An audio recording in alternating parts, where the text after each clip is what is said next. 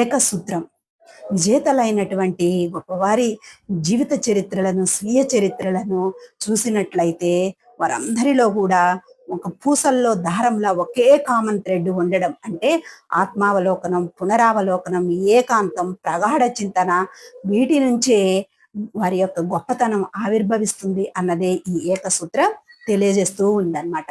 మీరు ఎవరు, మీకు ఏం కావాలి అన్నటువంటి ప్రశ్నలని ఏకాంతంగా ఆలోచించటానికి తగినటువంటి సమయం తీసుకొని ప్రారంభించి, ఎప్పుడైతే ఆలోచనకు ప్రారంభిస్తారో అప్పుడే మీ యొక్క సమర్థతకి గొప్పతనం లభిస్తూ ఉంటుంది.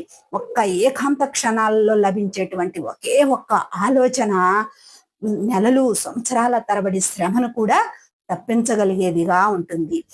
అందుకే ఈ ఏకసూత్రంలో, ఏకాంత క్షణంలో ఆలోచించడం అనేది చాలా గొప్ప విషయం అనేటువంటిది ఈ ఏకసూత్రం తెలియజేస్తూ ఉంటుంది.